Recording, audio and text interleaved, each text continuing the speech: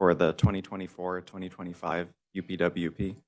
It's a 30-day public comment period. It started on May 15th, goes through June 13th, and we do have 2 public meetings scheduled. One will be in person in this room on Tuesday, May 23rd, and we'll have a virtual meeting on June 8th, which is a Thursday. They both start at 5:30 p.m.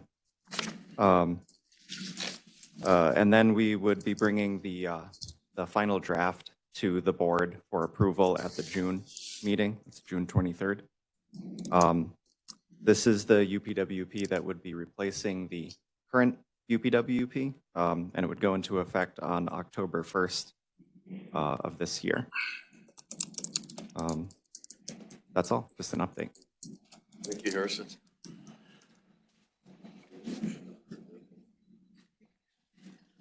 All right, the next report is the fiscal year 2022 annual listing of obligated projects, and we have Gabby here with a brief report.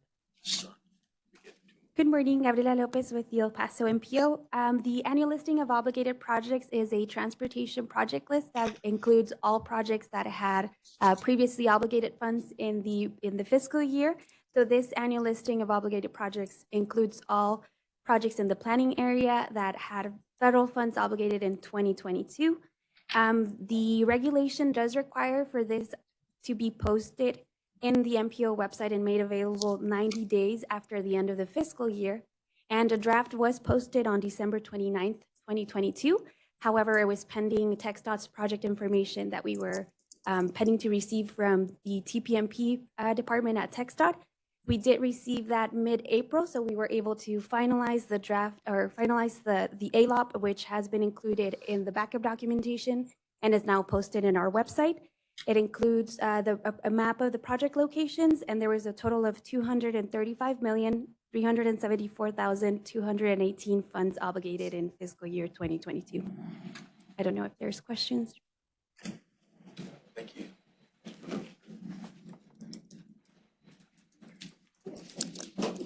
Okay, next we have a TxDOT 2023 Transportation Alternatives TA call for projects, and we have Adriana Rodriguez from TxDOT.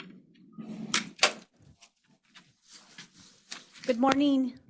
My name is Adriana Rodriguez, and I work for the Department of Transportation.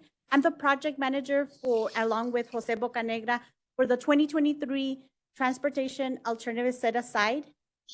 This type of funding comes in every 2 years, and it's geared more for bicycling, pedestrian, and now they added a component which is planning documents. So I'm just here to give information. Unfortunately, I can't discuss the projects that have been or the applications that have been submitted, but we have we began with a total of 14 applications, and 11 of those applications are within the MPO boundaries. So we've been meeting with the sponsors. We've reviewed these applications. We're trying to get them near to perfect because it is a bit competitive. There's $250 million at stake, and we really want El Paso to take them home. So this is just an overview on it, and I am here to ask the board for your support. Thank you very much. I don't know if there's any questions or. Thank you, Adriana. Thank you. Before you go, Adriana, last year we were awarded some projects for the El Paso region were selected from the state called, Yes. right? So yeah, so I mean, it is very, very competitive, and that is in addition to the funding that we have here locally for the region. But this call is also very important because of the, Yes. I mean, there's money, that's additional money on top of what we receive here as our allocation. So yeah, this is a great process, and thanks to TxDOT for working with the communities. All right, next we have New Mexico DOT Transportation Alternatives Program, TAP, call for projects, and we have Ann Gallante. Hi, good morning, Chair and board members. This morning, I'm letting you know that for this project call, which we spoke of in the last meeting, the deadline has been extended to June 2nd. So as a reminder, this is 101,000 total dollars for the award to be divided between 86,000 federal share and 15,000 local. It's open to New Mexico entities. And if you're interested, please do apply. We would love to be able to advance applications.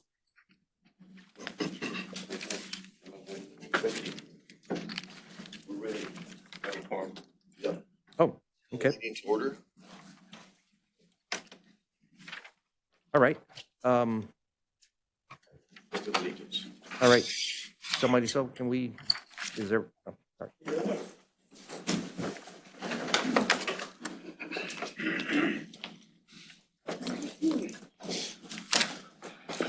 Pledge allegiance to the flag of the United States of America and to the republic for which it stands, one nation, under God, indivisible, with liberty and justice for all.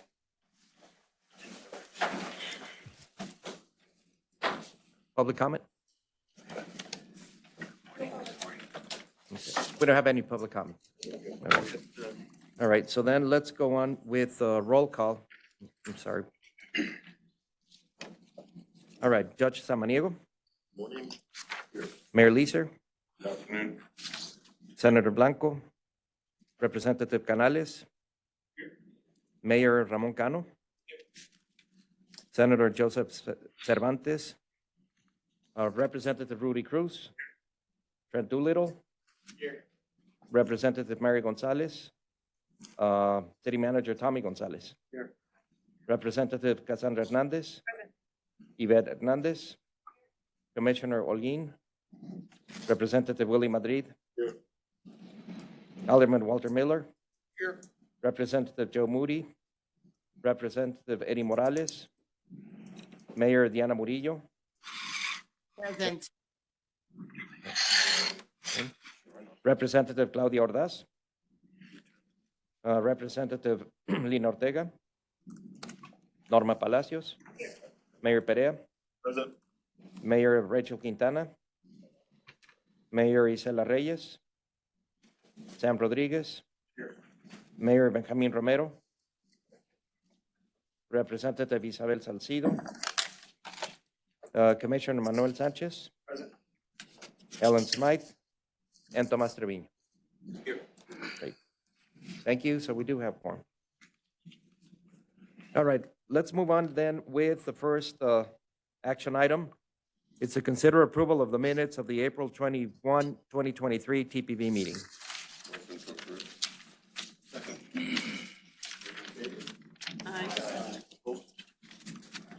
Motion carries. Thank you. All right, item 2 is consider approval of the first amended operational policy agreement between the City of El Paso as fiscal agent and the El Paso Metropolitan Planning Organization. All right, so as you know, we've been in discussions for almost a year with the City of El Paso to revise the operational agreement between the city and the MPO, where the city provides services for the MPO as a fiscal agent.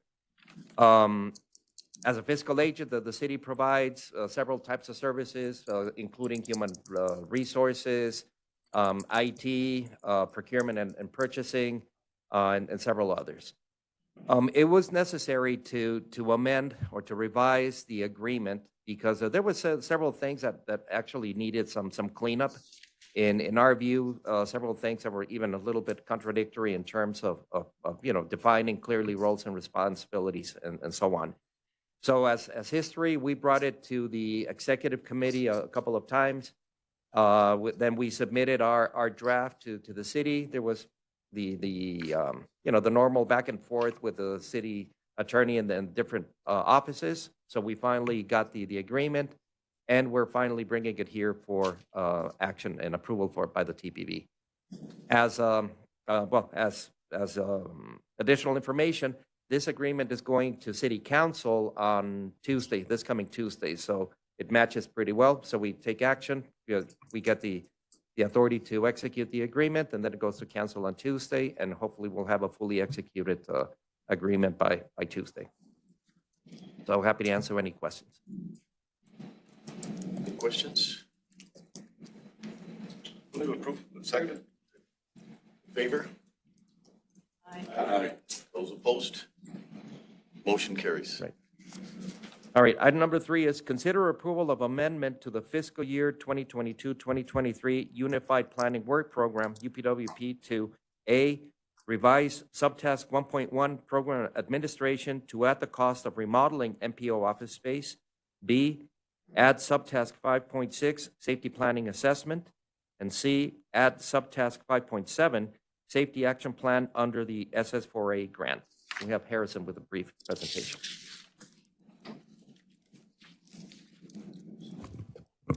Good morning, Chair and board members. Harrison Flord with the El Paso MPO.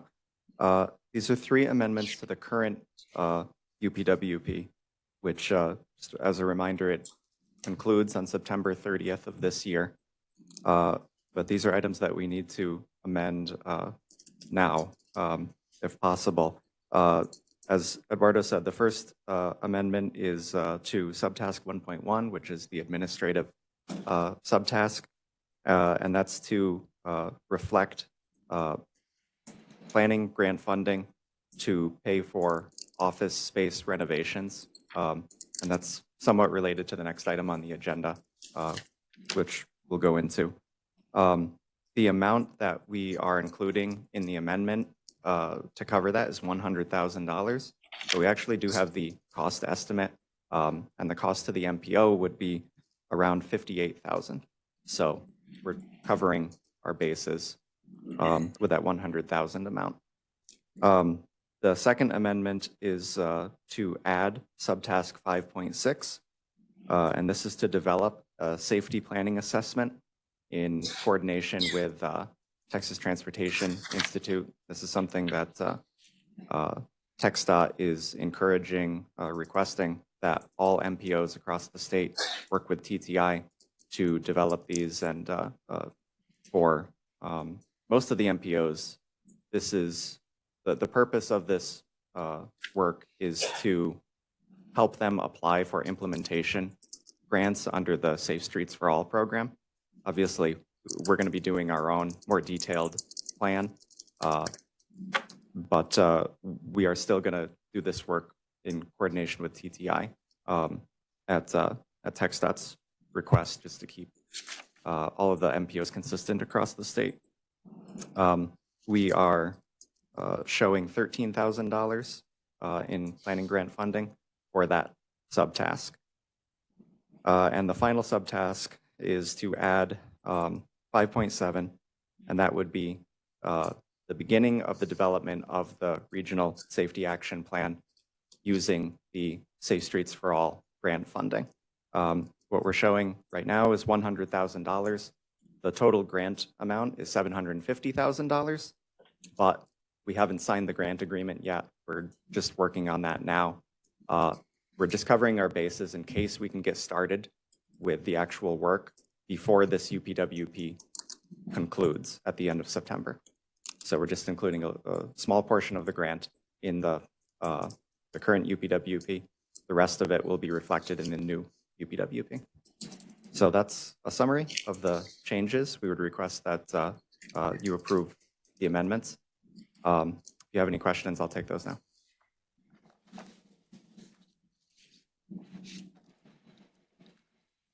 Sergio, Yes, sir. we need to take them separately, or we can? You can take them separately or you can take them all together. So, Problem on yeah, and I think generally, unless there's a reason to separate them, you can take them all as one. As one. Is there a motion? To approve? All three. All together, not three. Second. Oh, okay. Those in favor? Aye. Opposed?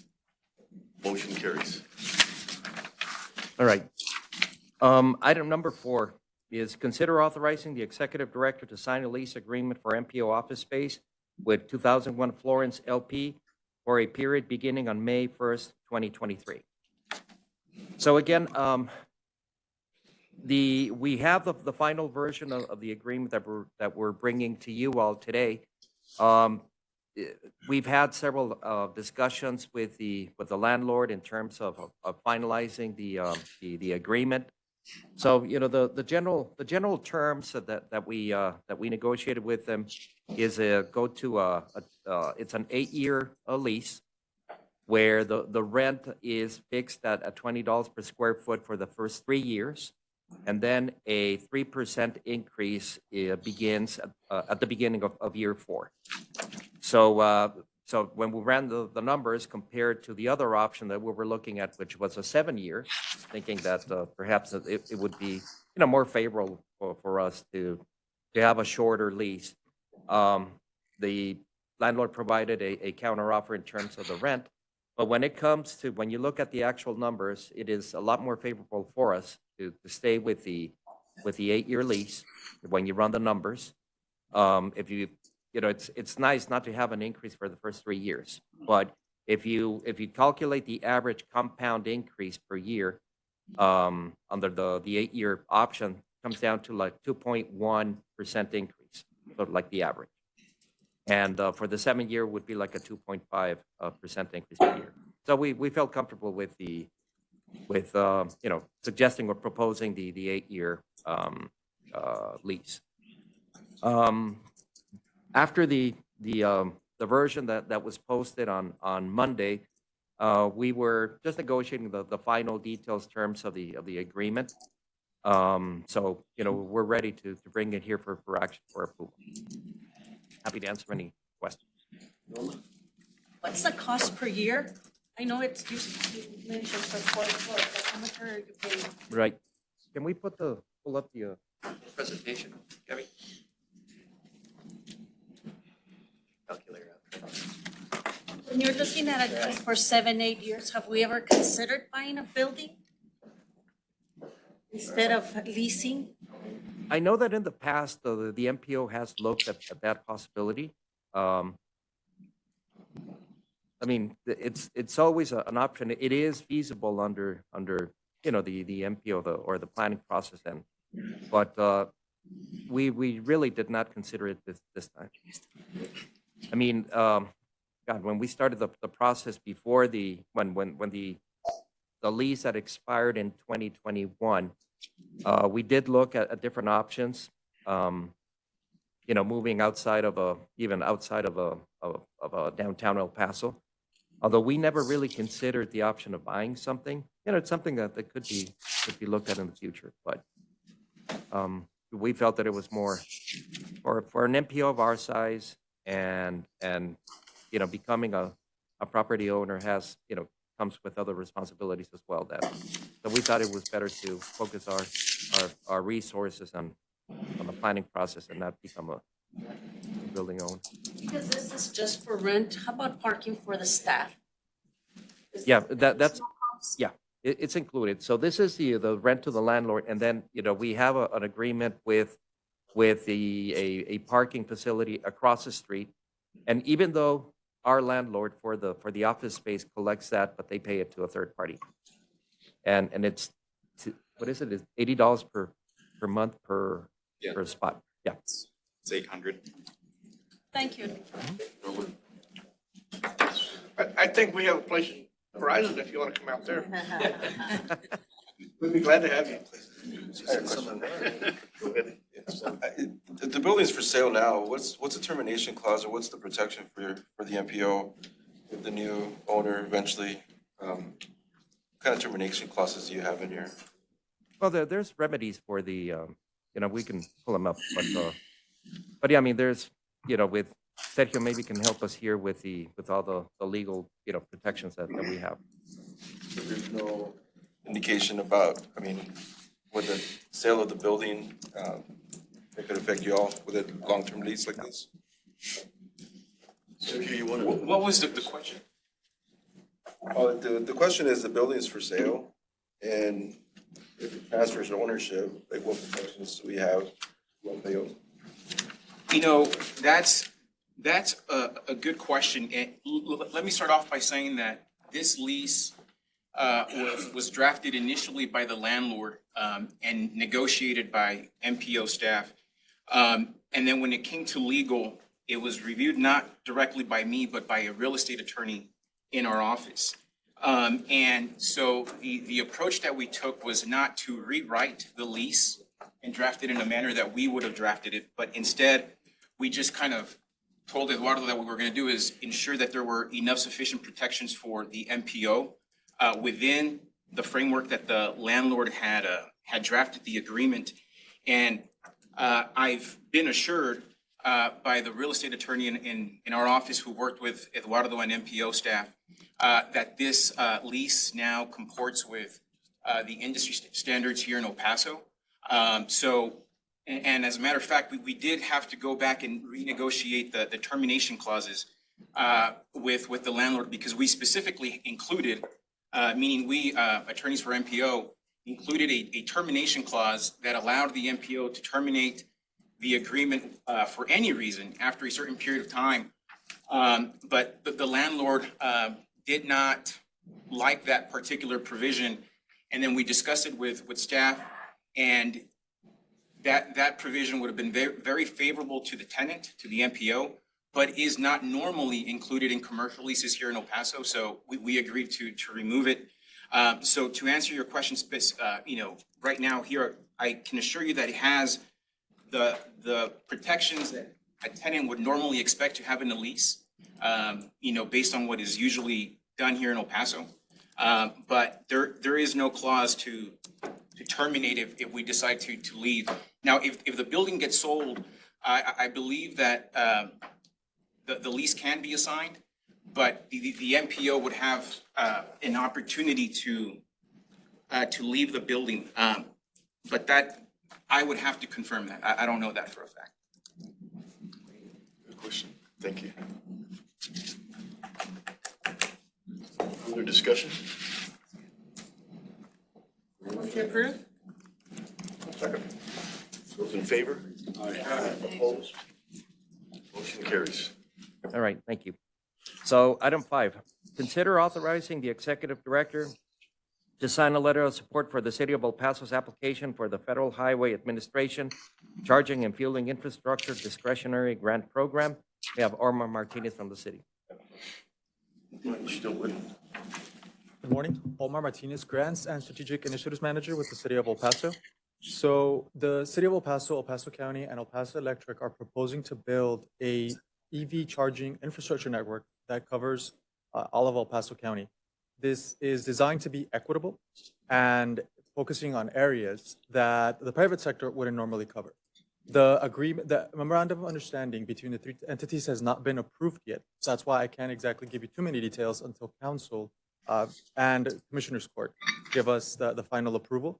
However, in order to meet the upcoming deadline of June 13th, we need a statement of support from the El Paso MPO stating that the City of El Paso, as a primary applicant, and the MPO work together to ensure that this project, if selected for funded, is included in the Metropolitan Transportation Plan in accordance with U.S. Code 23, Sections 134 and 135.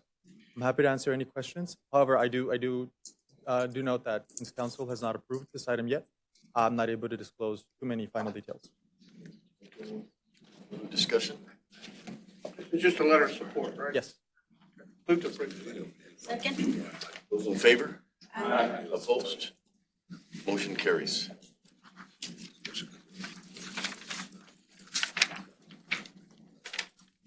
All right, so item 6 is consider authorizing the executive director to sign a letter of support for the City of El Paso's application for the fiscal year 2023 Safe Streets and Roads for All SS4A grant program. Again, Omar Martinez with the City of El Paso. The City of El Paso, through the Vision Zero program that was recently finalized, is ready to submit an implementation project for Safe Streets for All. This is the same program that Mr. Calvo just mentioned, that the MPO received dollars to do a planning effort. The city is ready to do one implementation application. It is titled Network-Wide Safety Improvements Along the El Paso's High Injury Network Project. And it is this collection of projects, it equates to $12.4 million. And they are a collection of projects focusing on user safety, safe speeds, and safe roads. And so we require a letter of support for similar purposes. The USDOT is now requiring us to state in letters provide letters from the MPO, as usual, that we are going to work with them, if selected for funding, to include these projects in their planning documents. Happy to answer any questions about this. Further discussion? The motion? Approve. Second. Those in favor? Aye. Opposed? Motion carries. Thank you, Omar. Thank you.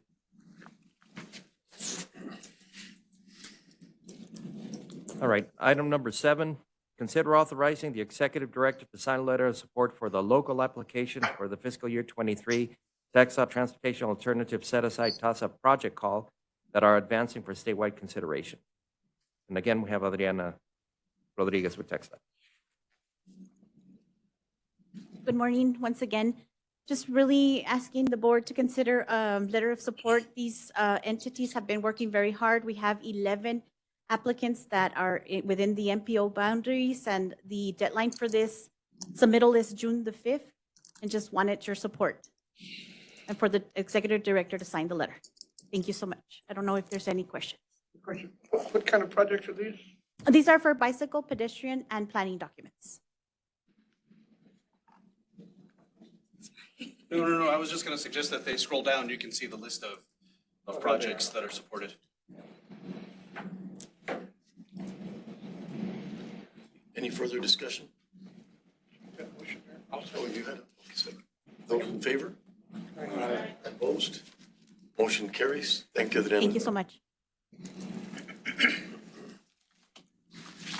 All right, item number 8, consider approval of amendments to the Regional Mobility Strategy RMS 2050 Metropolitan Transportation Plan and RMS 2023-2026 Transportation Improvement Program 2A, program the South Central Regional Transit District Electric Buses Acquisition Phase 2 project using New Mexico Congestion Mitigation Air Quality Improvement, CMAQ, mandatory program funds and local contribution funds in fiscal year 2024. And B, program the South Central Regional Transit District Electric Buses Application of Phase 3 using New Mexico Congestion Mitigation Air Quality Improvement, CMAQ, mandatory program funds in fiscal year 2025. Again, if we can discuss these together, we have Gabby Lopez with a brief presentation. Good morning, Gabriela Lopez with the El Paso MPO. As you all know, we conducted a call for projects for the New Mexico CMAQ mandatory program for fiscal years 2023, 2024, and 2025. The project for fiscal year 2023, which included the purchase of 3 electric vehicles for support of the South Central Regional Transit District silver and purple routes, was approved at the March TPB meeting. And we were holding on the 2024 and 2025 project applications due to not having finalized the planning funds or the amount of the funding targets available for the MPO for this program. So now that we received that funding from NMDOT and have confirmed the available funds for 2024 and 2025, we are bringing the 2 additional phases. So phase 2, which is in fiscal year 2024, would be for the purchase of an additional vehicle, as well as 2025. So in the table, we can see the total cost for each of the phases and the available CMAQ mandatory funds. So for fiscal year 2024, the total cost is not being able to be covered fully by the New Mexico CMAQ mandatory funds. So South Central Regional Transit District has agreed to come with a local contribution of $83,000 to cover that balance. And as you can see, in fiscal year 2025, we do have an available balance of New Mexico CMAQ mandatory funds, which we would be doing a project call for at a later date. I don't know if there's any additional questions. Any further discussion? Move to approve, Mr. Chair. Those in favor? Aye. Those opposed? Motion carries. Thank you, Gabby. Okay, item number 9 is consider supporting all New Mexico Transportation Project Fund fiscal year 2024 project applications submitted. A, North Road Planning, Design and Construction from the City of Anthony. B, Riverside Phase 2, Design, Construction, and Construction Administration from the City of Sunland Park. And C, Riverside Phase 3, Design for the City of Sunland Park. Gabby, do you have something? Yes.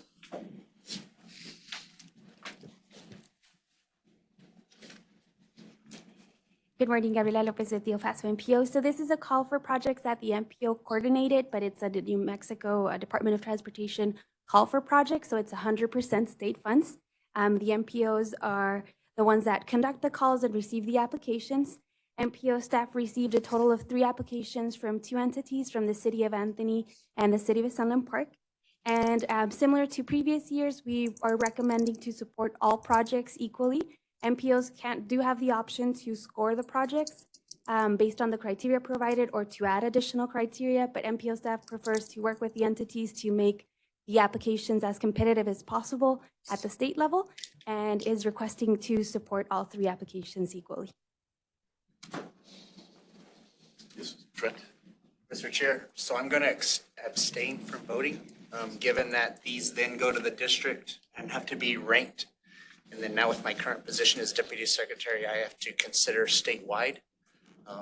Please don't take that as I don't support the New Mexico project. No, you tried to kick me out last month. But I'm going to abstain from voting.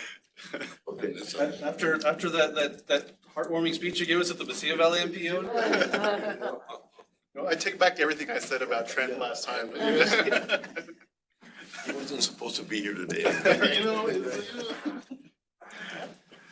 But just to add to what Gabby said, we decided to do this last year and this year again, suggest instead of, try to rank them and all that, all 3 applications were good. So we prefer to, instead of ranking and prioritizing them, submit them all and like Gabby said, work with the entities to make sure that these are competitive and hopefully they will get selected for funding at the state level. move to approve, Mr. Chair. Second. Those in favor? Aye. Opposed? Motion carries. Abstain. I'm sorry. With Trent. Motion carries. Never mind.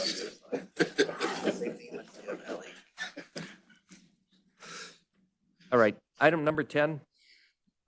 Consider and adopt the state DOT targets for federal performance measure PM2 infrastructure condition. A for Texas, B for New Mexico. We have Sonia Perez here with the presentation. Just as a note, we're going to repeat that similar for PM3 on the next item. So we suggest that taking them separately. So with that intent, Sonia. Good morning, everybody. Sonia Perez, Transportation Planner with the El Paso MPO. For the federal performance measures, this is for the second performance period. And as presented in previous meetings, federal legislation requires the Department of Transportation, MPOs, and transit authorities to incorporate a performance-based planning and programming approach into the transportation planning process. And this is done primarily by establishing deadlines for targets to be set and to report on the progress of those targets. So for the first performance period, this one ended in 2022, and the second one will end in 2026. The baseline and recommended targets for the second performance period were reported by each state early this year, and MPOs have 180 days to establish their own targets or to adopt the state targets. For PM2 measures, these are the measures that there are 4 to assess payment performance. And these are the percentage of payment on the interstate system in good condition, the percentage of payment on the interstate system in poor condition, the percentage of payment on the non-interstate NHS in good condition, and the percentage of payment on the non-interstate NHS in poor condition. For there's NHS bridges, 2 measures, percent of NHS bridges classified as in good condition and percent of NHS bridges classified as in poor condition.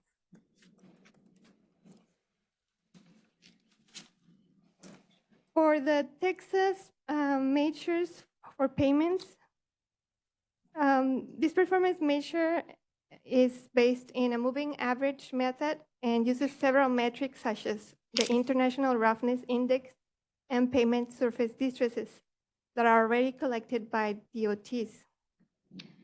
For the non-interstate NHS system payment, there was a transition period due to the existing payment data collection cycle. So for the first performance period, DOTs had the option to set the targets based on IRI only or IRI and other surface distresses. Text that estimated for the first performance period based only on IRI.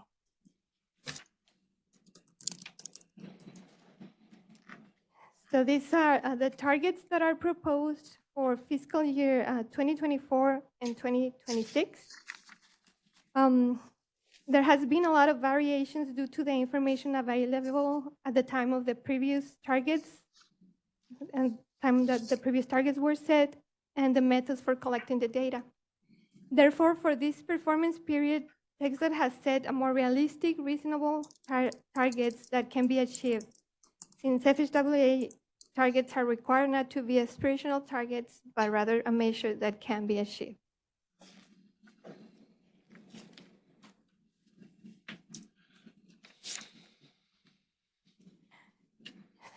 So for the good condition, TxDOT acknowledges the fact that the percent of bridges in good condition continue to be on a downward trend and that the trend is expected to continue in the short term.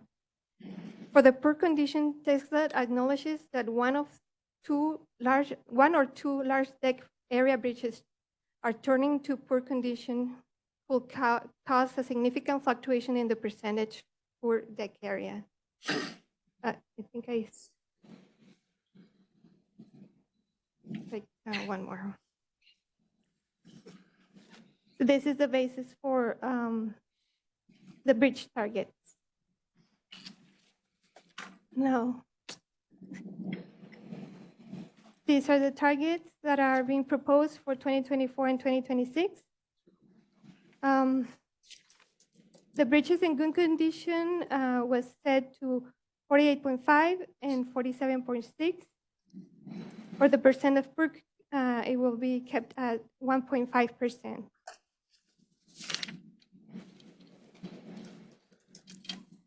Okay, for New Mexico, the targets were established based on anticipated future revenue for the next 10 years. And all these stresses and IRI were used for the first performance period as well as the second performance period. So here we have the proposed targets for 2023 and 2025.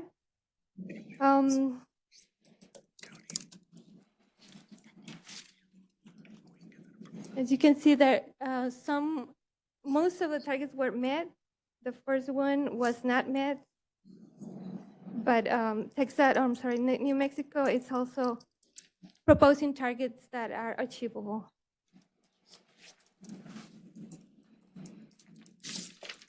For the bridges, these are the proposed targets.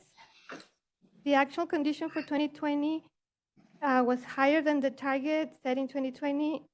So this target was achieved. And as mentioned before, the targets were established based on the data, trends, and anticipated revenue for the next 10 years. So at this point, staff is recommending to adopt the state DOT targets. And by agreeing to do this, or to support the PM2 state targets, the MPO agrees to work with the states and stakeholders to address areas of concern for pavement and bridge condition within the metropolitan planning area, to include the infrastructure condition targets in the MTP and TIP documents, and to integrate into the planning process the infrastructure goals, objectives, performance measures, and targets as described in other state transportation plans and processes.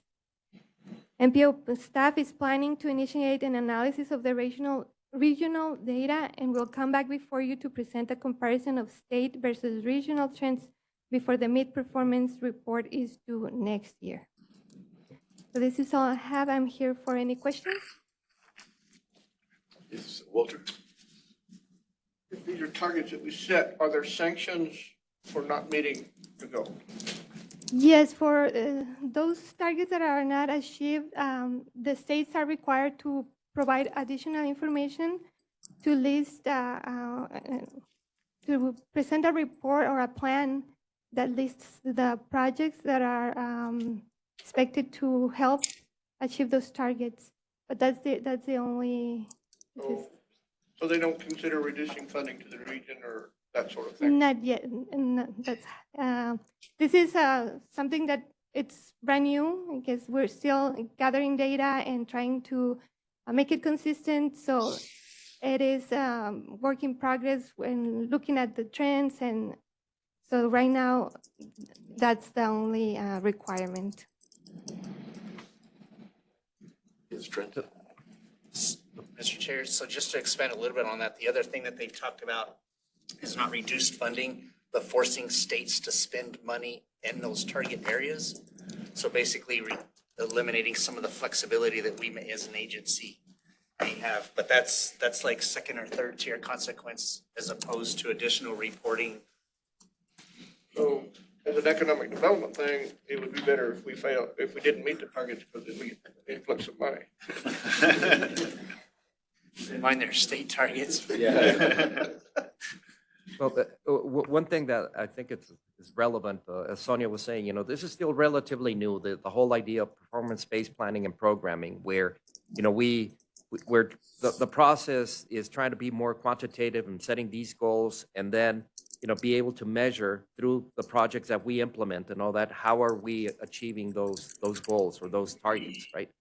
But it's still a work in progress. There's still a lot of discussion, and similar to the discussion that we had earlier this year on when we were establishing the PM1, the safety standards, where we saw that the goal was 1, and then the target actually went up, right? It's like, counterintuitive, right? For fatalities and serious incidents, the target was going up. So, I mean, that doesn't make a lot of sense, right? We feel like we're going in the wrong direction. We're setting the bar lower, right? Just so that we can meet the target, right? But at the same time, there's something has to be said to establish something that is more realistic that we can achieve and really, work towards achieving.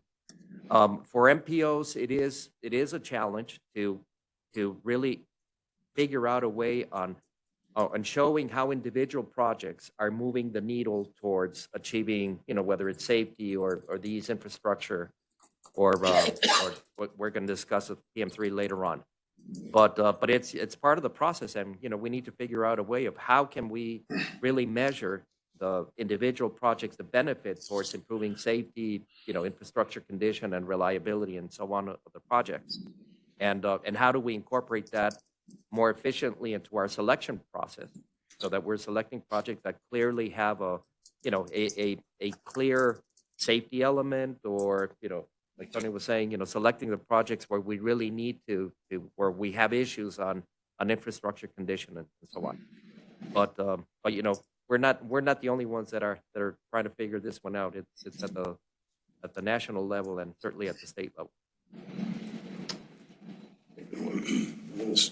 Separate the vote. Yeah. In honor of Trent, we'll take New Mexico first. Those in favor? Oh, I haven't had a motion yet. Move approval of the New Mexico. Second. Those in favor? Aye. Opposed? Motion carries. Thank you. So now move on to. Oh, I'm sorry. Excuse me. The motion. Second. Those in favor? Aye. Those opposed? Motion carries. Good one. All right. Item 11, consider and adopt the state DOT targets for federal performance measure PM3, system performance and freight, or A, Texas, and B, New Mexico. And Sonia again. Again, Sonia Perez with El Paso MPO. So now for the performance PM3, system performance and freight. This is the same slide as in PM2. MPOs need to adopt for the second performance period the 2- and 4-year targets for PM3.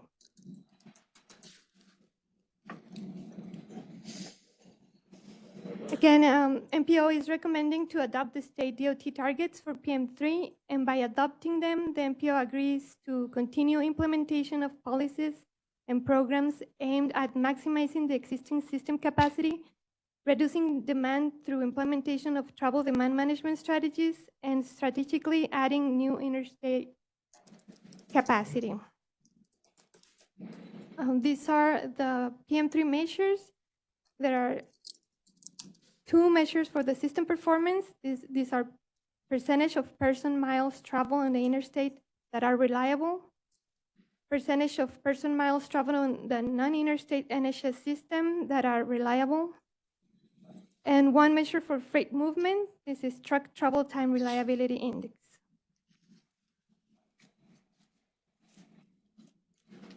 For the Texas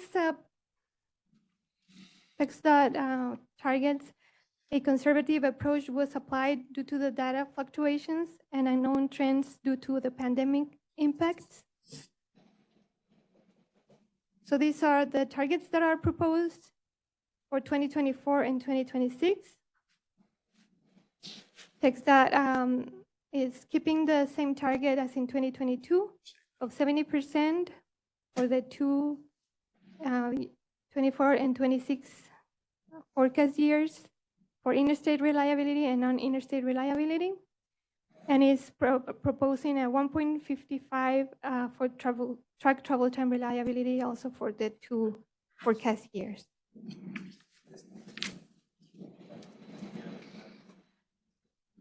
For the New Mexico targets, the actual performance assisted NMDOT in the decision to retain the prior targets for interstate reliability.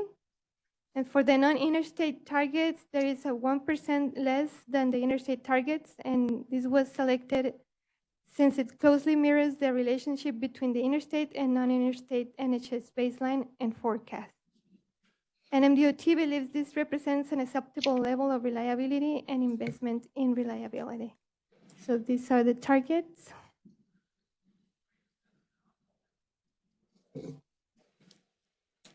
And just as stated before, MPO staff is recommending to adopt the state DOT targets for these PM3 performance measures.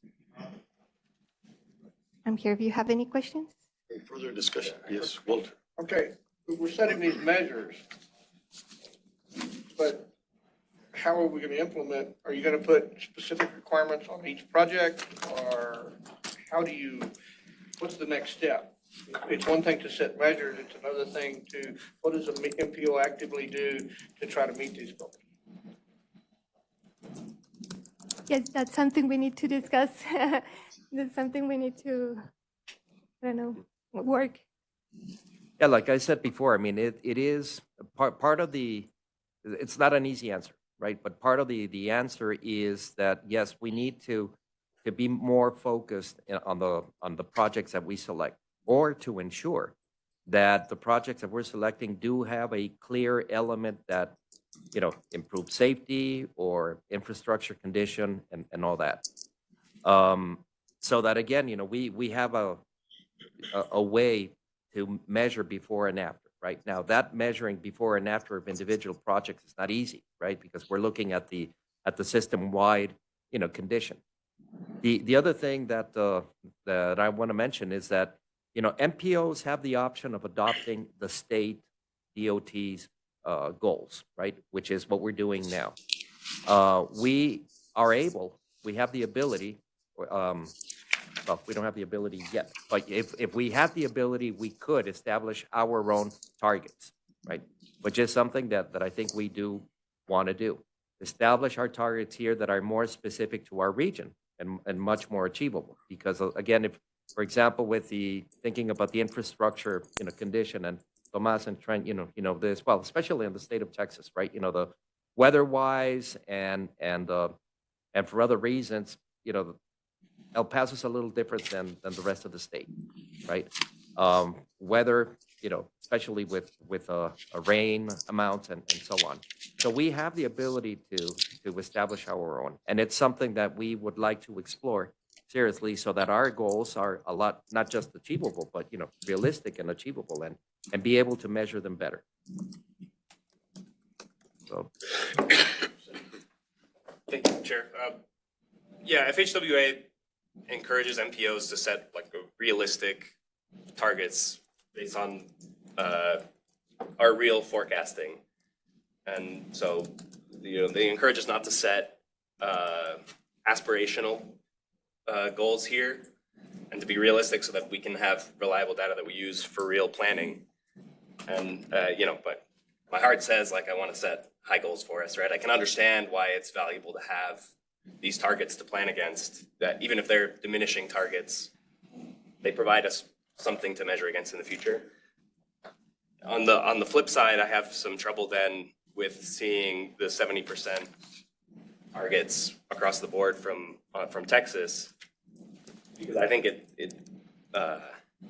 you run into the same problem where if we're not setting the targets based on our forecasting and what the data is driving us to, then I don't see how that is a realistic target if we're just like I don't know how Texas arrived at an arbitrary conservative 70% across the board.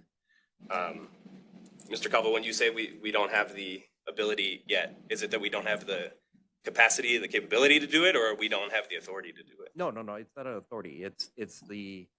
What we need to do is get a lot better in collecting the data and managing the data and be able to measure all of this, right? And once we measure it, establish a realistic goal for the region. Because again, 70% in Houston may not be the same as 70% in El Paso, right?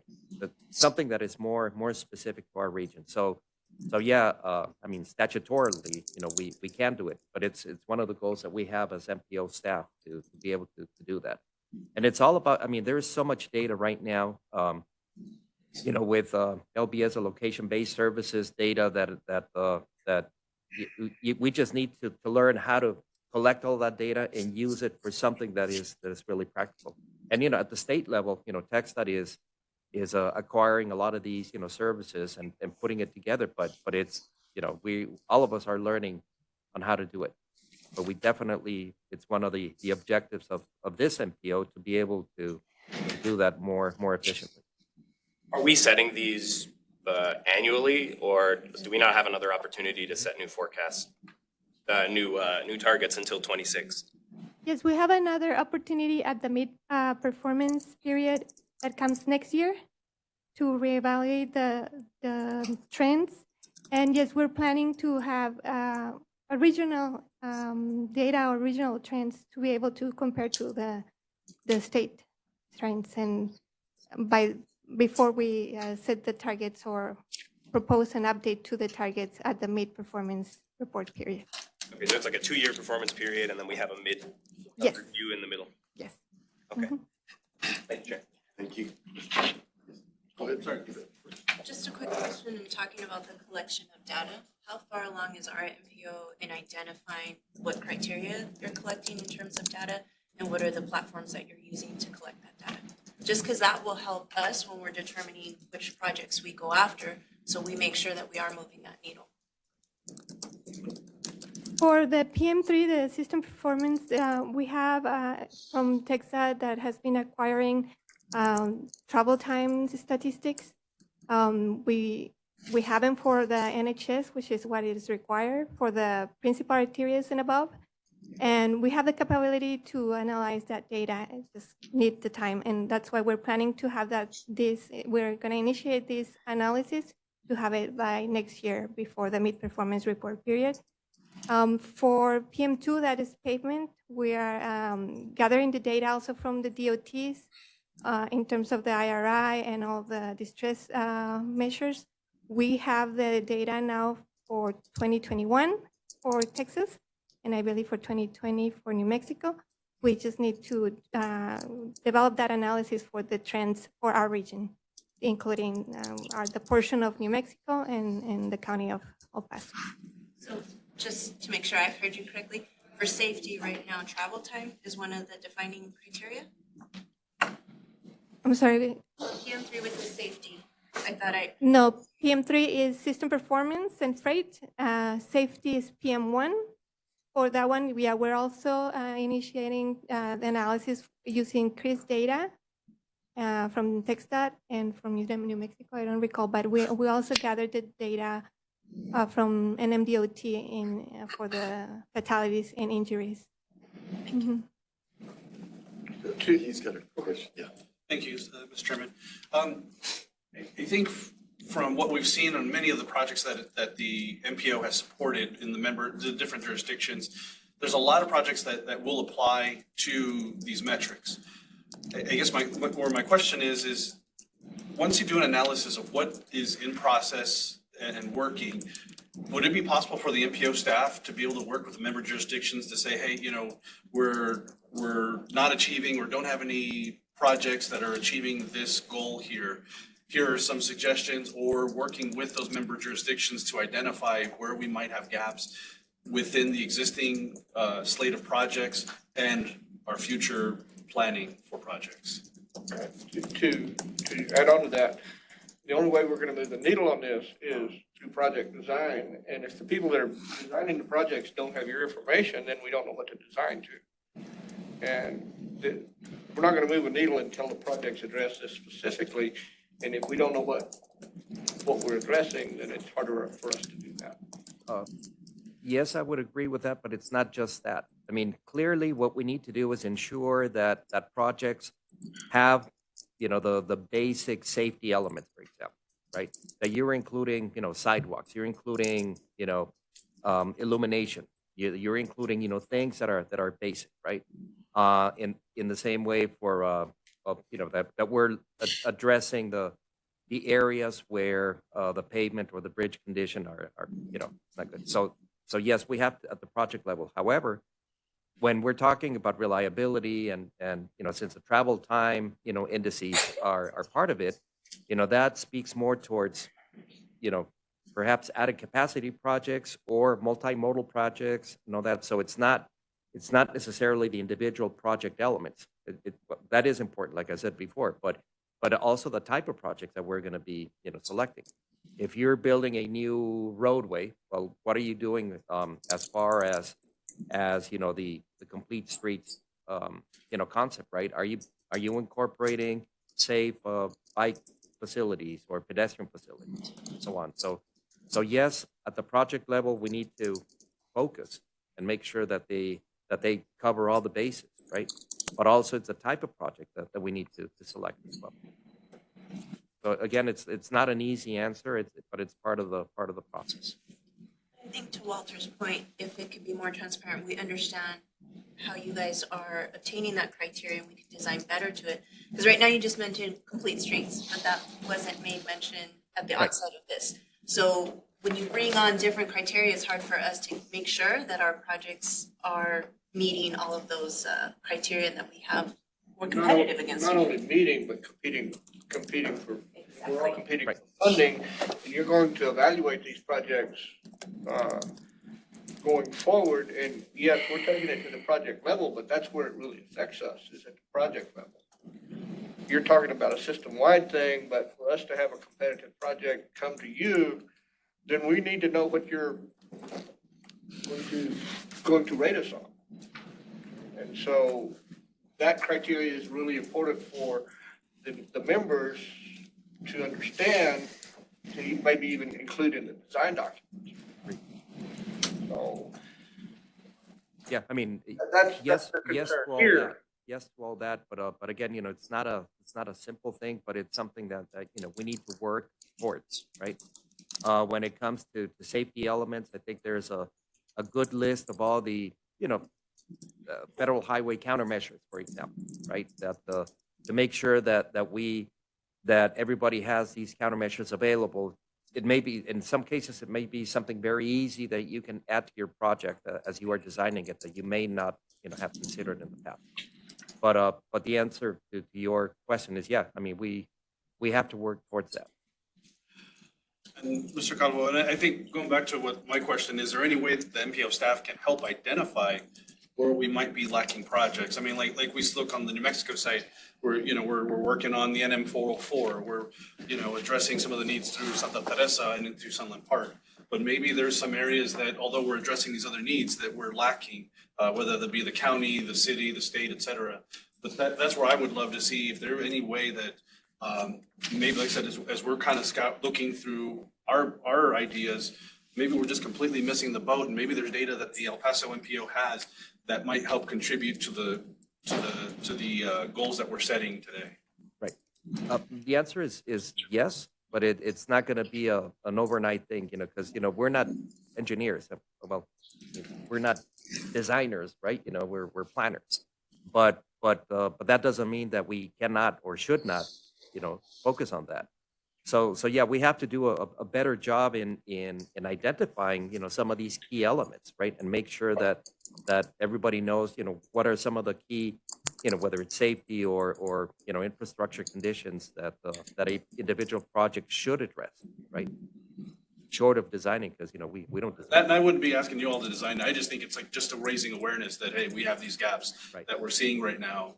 And I know even on the New Mexico side, when we're looking through the state, obviously there's funding or when you're doing call for projects, sometimes we don't always submit a lot of projects to those. So like I said, I just think like maybe there's an idea or an opportunity for us to be able to see where we can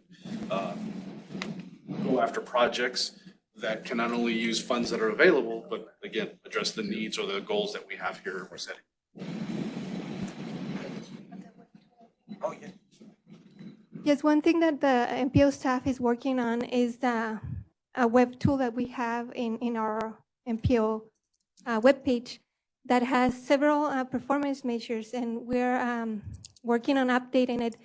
We have, for example, this is the payment, and it's based on IRI only. So now we're going to try to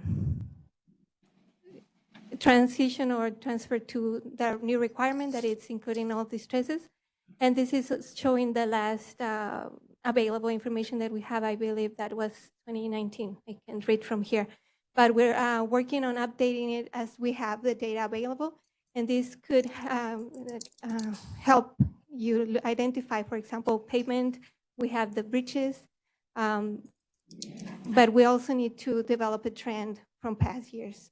But this is something that we, I guess it's what you're asking, if we can do something and do an analysis. And this is, I guess, the beginning of it. Thank you. You're welcome. Question there?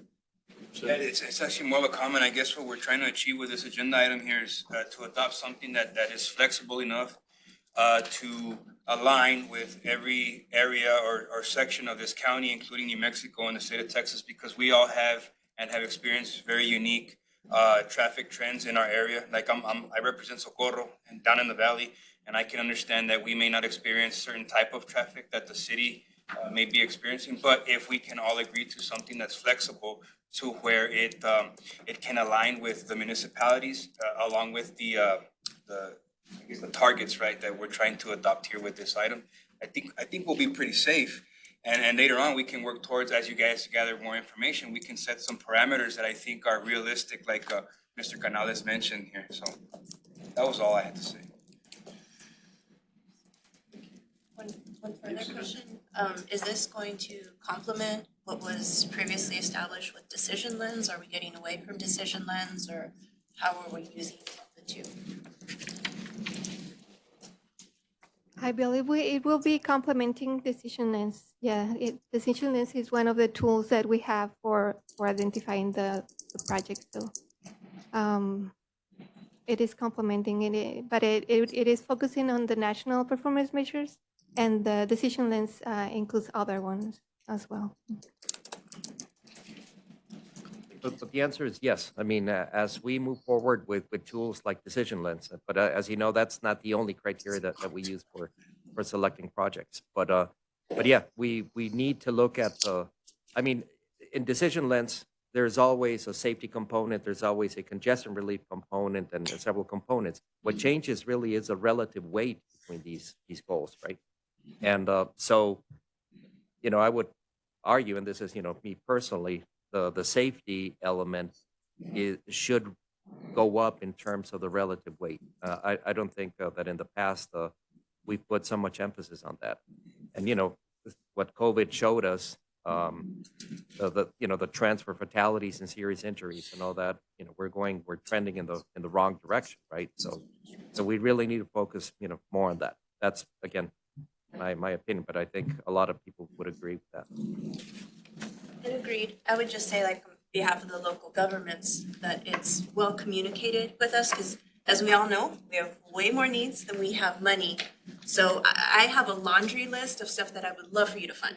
But if you tell me what your criteria and what you're looking at, that's what's going to rise to the top so that I can ensure that we're bringing that money into the city, the county, to everyone here seated at the table. So that would be the only request. Any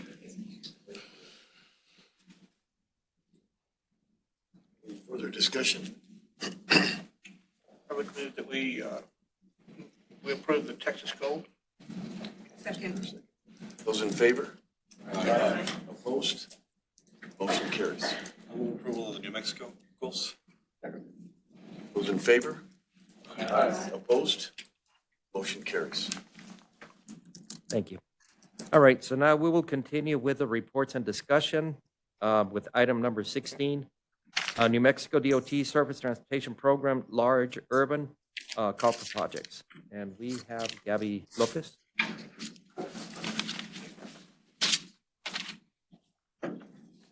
Good morning, Gabriela Lopez with the El Paso MPO. This is the Surface Transportation Program, large urban call for projects that we're doing for the New Mexico portion of the El Paso MPO region. We did open this call for projects back in March, but we did not receive any applications with the original deadline that we had proposed. So we have extended it an additional month. The original deadline was for April 21st. We've extended it for 4 weeks, and the deadline now for the draft applications is today at noon. So if there's any entities from our New Mexico partners that want to apply for the funding, the deadline is today at noon. If we do not receive any additional applications, we will try to set up coordination meetings with the different entities to focus on what we could do to have those projects compete or be submitted. And the available funding is $1,028,414 for fiscal years 2024 and 2025. Any questions? I was asking. I just happen to have them. Thank you, Gabby. So just a comment on that, along with this funding program, there's others that we need takers. We need, sponsoring agencies to propose projects.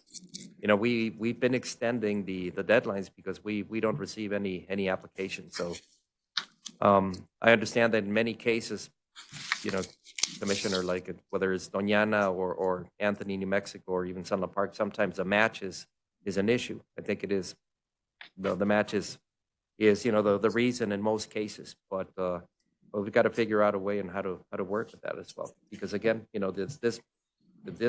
are no projects, the money goes away.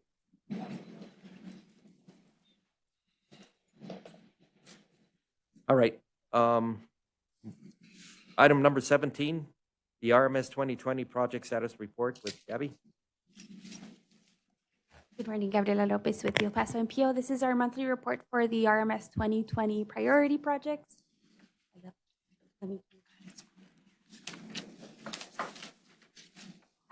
We've reached out to the entities this past week to request the updates for the project readiness and project completion report, which will allow the report to have the latest information. For this upcoming month in late June, early July, we will have 2 additional projects are identified under the RMS 2020 that will be letting, which is the North Darrington project and the Horizon at Darrington intersection improvement project. But we will be bringing into the June TPB meeting as part of our quarterly reports, the project status for these projects through the readiness report and completion report for those that have already let. Are there any questions? Ms. Walters. This may be a sore subject to bring up, but is the Pelicano project on here? Is the which one? Pelicano. Oh, yes. So the Pelicano project is going to be part of the project completion report presentation. So we did receive a status update from the county that we will be providing at the June meeting. We don't get one today, okay. Yeah, that update will be complete with the tissues and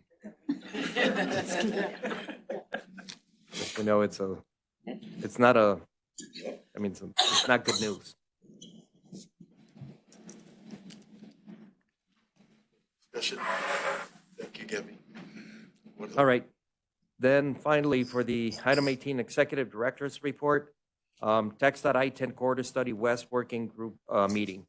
Just to report that there was a, on the I-10 corridor study that TxDOT is doing, this is for the entire length of I-10 within the limits of the state of Texas, from the New Mexico boundary to the Louisiana boundary. They divided the study in three sections. So the west section covers El Paso all the way to probably halfway between us and San Antonio. Most of the issues on I-10 are dominated by issues within El Paso County. I mean, once we leave El Paso County, the limits of the county, I-10, works relatively well, especially after you get to the split with I-20, traffic diverts. So there's not a lot of stuff. But there was really very good discussion and good representation from the city. The international bridges section from the city was there. The county with Commissioner Holguin's group and several others. Again, the recommendations from this study are going to be in the form of projects and programs and plans. Not only did they ask us to look at projects specifically on I-10, but also on other ways that we can relieve and relieve the traffic on I-10. One of the issues that's interesting to us is that there's not a lot beyond, once you look at it more from a 30,000-foot view, we really don't have a lot of alternative corridors to I-10. So one idea that came up is look at the US 90 that's coming, well, all the way from South Texas, but connecting through Eagle Pass and through Van Horn and then connecting to I-10. But try to see if how can we make that as a parallel corridor to I-10. And then on the north side of I-10, we know that US 62, which is, well, Montana Avenue, but once you leave the county, how can that be connected better so that it serves as a parallel or a relief corridor to I-10 on the northern part?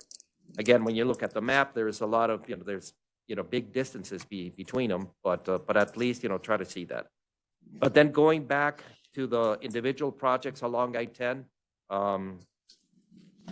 projects that within El Paso County, within the MPO region that came up to the surface, the reconstruction of I-10 through downtown, the Borderland Expressway, which is another relief to I-10, is also included in that. So again, the report is going to come out soon. I think we included in the presentation, in the back of the presentation that has a schedule, but any additional activities that we have, we encourage everybody to participate and provide, comments. Yeah. Will it have specific recommendations or just in general?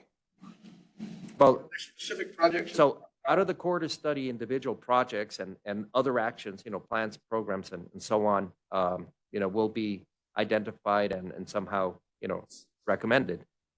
At the end of the day, of course, we're interested in our projects to be identified because this is the way that it also works when we compete for funding with the other regions within the state of Texas.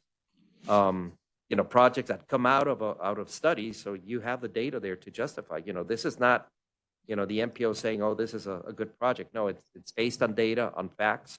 So the study is looking at, volumes, the trucks, for example, that are so important for us in our region. Well, not important, but significant in our area as well.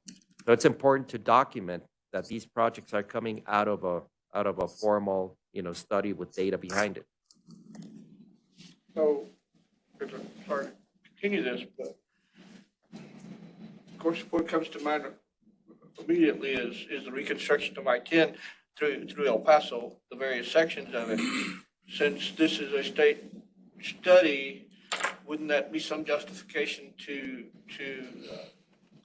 increase the funding to that project at a state level? Yeah, it's important for us to make sure that the needs of our region are well documented.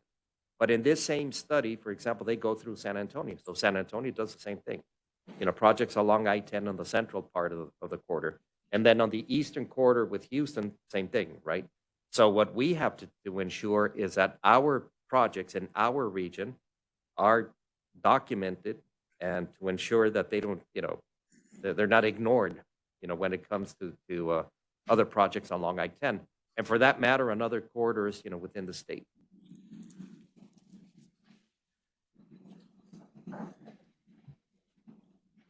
All right, so then moving on to item number B, which is, this is about diagnóstico de eficiencia de los puertos fronterizos de Ciudad Juárez.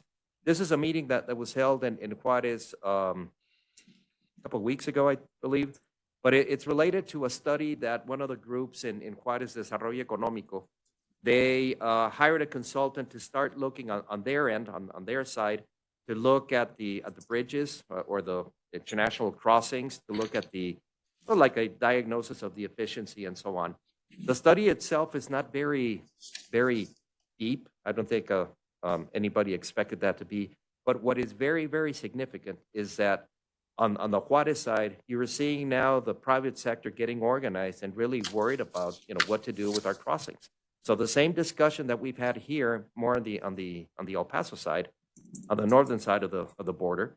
What I wanted to emphasize is that the study that we are looking for, that the chamber put in an application to Congresswoman Escobar, the community funded projects. We have to do something that is complete and thorough, that includes all of the crossings, that we need to look at them as a system from Santa Teresa all the way to Tornillo, but include the Mexican side as well in any type of analysis that we do. So I wanted just to make sure that everybody knew that on the Juárez side, there's a big initiative, and we just need to make sure that we're coordinated and we're organized to do this. Tremendously important. We can't do anything, seriously or well when it comes to projects if only one side of the border is looking at them. So just wanted to mention that. The big initiative is on the private sector, though.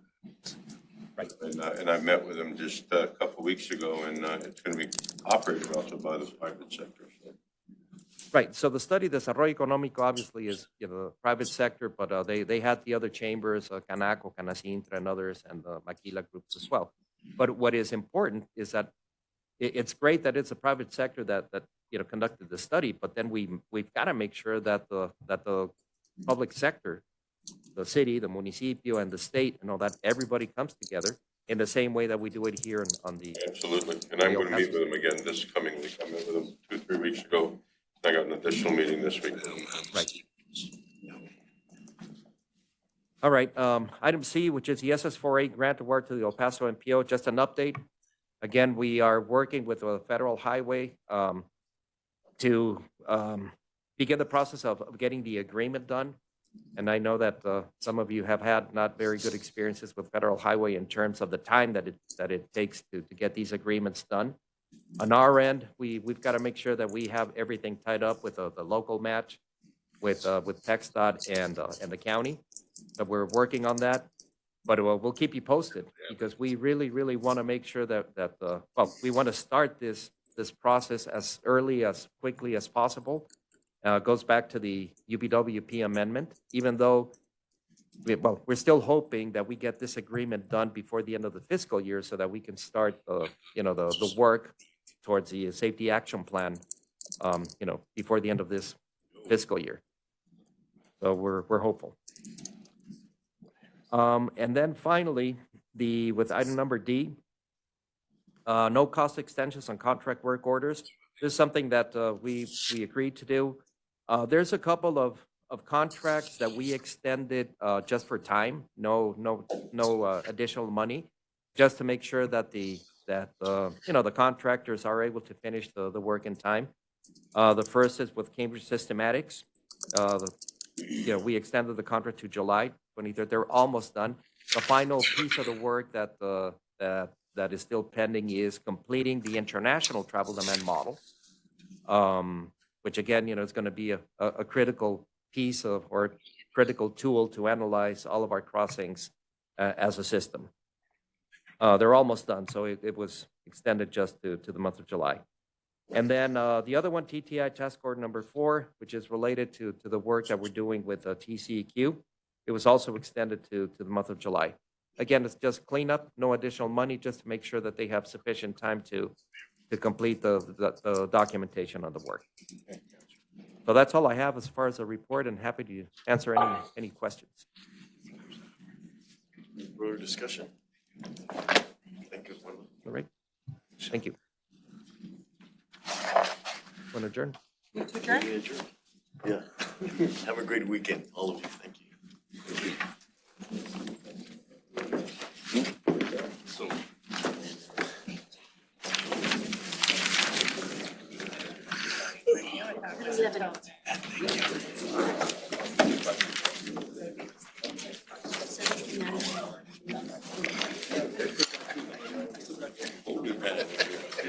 We haven't landed anywhere. You're like fighting circles. But I walk faster. Possible. I mean, I can't throw a rock up or something. I hit the edge. Two up.